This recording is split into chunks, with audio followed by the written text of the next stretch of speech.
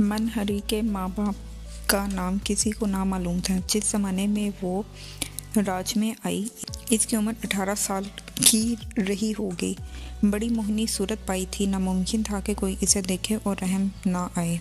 दिन भर तो भीख मांगती रहती और रात को किसी धर्मशाला में जाकर सो जाती। वो यतीम थी। माँ बाप का प्यार कैसा होता है ये इसको मालूम नहीं था। एक पैसा दो खुदा की राह में, ये कहकर बड़ी मिन्नत से राह चलने वालों से वो भीख मांगती। इसकी आवाज़ में अजीब तर्स का दर्द भरा रहता था। सुनने वाले बेताब हो जाते थे और इसे भीख दे देते। अगर कोई सख्त दिल फ़िरौन खसलत भीख ना देता तो मनहरी की आंखों में आंसू भर आते। आसमान की तरफ देखकर एक ठंडी हाँ भरकर खामोश हो जाती। इसके साथ वाले भिखारी इससे बहुत चलते थे। दुनिया में कोई किसी को देखकर खुश नहीं रह सकता। अगर अमीर को देखकर अमीर चलता है तो फ़कीर भी फ़कीर से नफ़रत करता है। अक्सर ऐसा होता है कि जब मनहरी सोती होती तो इसके पास जो कुछ 2-4 पैसे होते चोरी हो जाते और इस फलक की सताई हुई यतीम लड़की को फाका करना पड़ता। इसका मामूल था कि वो सुबह के वक्त तो खलीफा मंडी के पास अस्पताल के सामने भीख मांगा करती और शाम के वक्त घंटा घर की तरफ चलती जाती। वो जब किसी सफ़ेद पोश शरीफ सूरत को गाड़ी पर सवार अपनी तरफ आते देखती तो दौड़कर हाथ फैला देती, मगर नाम महमूद के शिदाई दौलत के गुलाम इस बकारनी की तरफ आंख उठाकर भी ना देखते। हकाम की दावतों में, खताब के जलसों पर सरकार के चंदों में रुपया देना सवाब का काम समझते थे, लेकिन एक धकिया बेकारन को भीख देना दरकिनार, इससे सीधे मुंह बात करना भी किसी कसरे शान में नहीं समझते थे।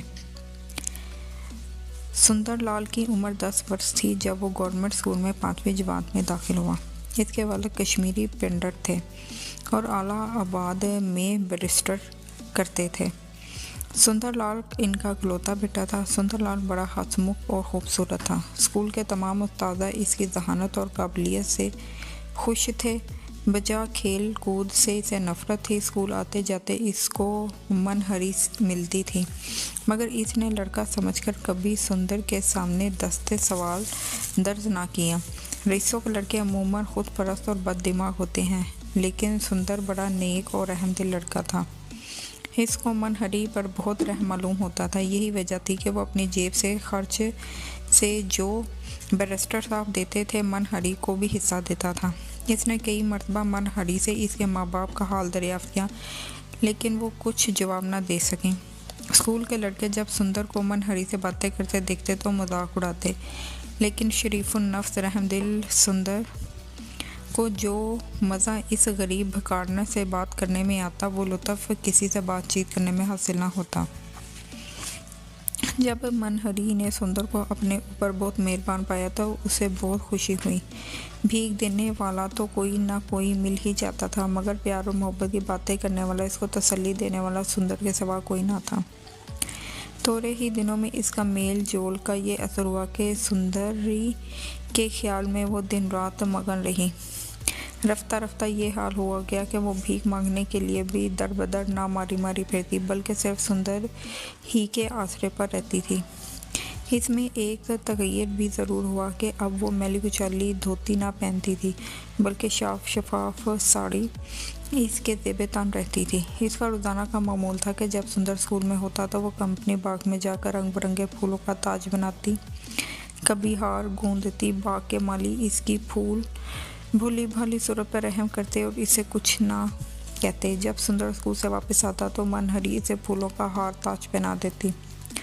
सालाना इम्तिहान में सुंदर अव्वल नंबर में पास हुआ। वो दौड़ता हुआ मनहरी के पास पहुंचा और कहा, मनहरी मैं पास हो गया। मनहरी ने जोश मुसरत में आकर कहा, तो अब मुझे मिठाई खिलाइए।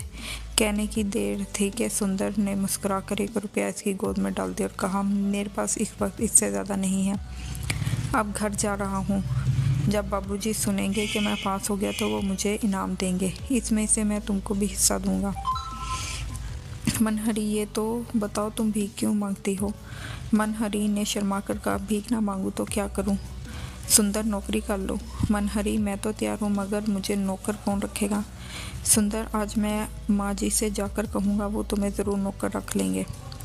जब सुंदर घर पहुंचा तो बैरिस्टर साहब ने ये सुनकर कि इनका लड़का पास हो गया, इसे गोद में लेकर खूब प्यार किया। माँ ने बुलाए ली। सुंदर जो कि वादा मनहरी से लेकर आया था, इसे ना भूला। अपनी माँ से इसकी नौकरी के लिए कहा। पहले तो उसकी माँ ने यह समझा कि बच्चों की बातों में कुछ ख्याल ना किया, मगर जब सुंदर ने जिद की तो कहा, अच्छा तो कल उस लड़की को यहाँ लाना, मैं देखकर कोई राय काम करूँगी। सुंदरिया सुनकर बहुत खुश हुआ और ये कहता हुआ, माँ जी तुम इसे ज़रूर रख लेना, वो बहुत अच्छी लड़की है। दौड़ता हुआ बाहर निकल गया। दूसरे दिन सुंदर मनहरी को अपने घर ले आया और इसकी माँ ने भूली भाली सुंदर जोगिया को देखते ही नौकर रख लिया। सुंदर को कपड़े पहनाना, इसके जूते साफ करना, इसके साथ खेलना, इसके अलावा मनहरी का और कोई काम ना था। अब मनहरी ने सुंदर से पढ़ना भी शुरू किया। किसी वक्त इसके हाथ से किताब जुदा ना होती थी। तालीम के लिए लाख की ख़ास ज़रूरत थी। चंद ही दिनों में मनहरी हिंदी और अंग्रेज़ी की इब्तदाई किताबें पढ़ गई। इससे इसकी तबीयत में और जवानी पैदा हुई। अब ज़रूरत थी कि वो किसी स्कूल में दाखिल होकर अपनी काबिलियत का सबूत देती और तरक्की पाए, मगर ये बात ज़रा मुश्किल मालूम होती थी। इसलिए ये क्या कम था कि वो सुंदर की मेहरबानी से बकारन से बराए नाम खादमा बन गई थी। वो स्कूल जाती तो इसकी अदम मौजूदगी में इसका काम कौन करता। और रोज़ जब सुंदर स्कूल गया हुआ था तो मनहरी बगीचे में से एक पेड़ के नीचे बैठी हुई हुसन के खामोश नगमों को गोशे दिल में सुन रही थी। बैरिस्टर साहब अपने दोस्तों के हमरा इस तरफ निकले और मनहरी की तरफ इशारा करके बहुत आहिस्ता से उन्होंने अपने दोस्त से कहा, ये वही भिखारनी है जिसका मैंने तुमसे जिक्र किया था। इनके दोस्तों ने मनहरी को देखते हुए देखा। देखने में तो शरीफ ख़ानदान की यादगार मालूम होती है। बैरिस्टर साहब ने इससे कहा, शरीफ ख़ानदान की होती तो भीख क्यों मांगती? ऐसा जलील पेशा शरीफों का काम नहीं। ये सब बातें आहिस्ता आहिस्ता हुई थी, लेकिन मनहरी ने सुन ही लिया।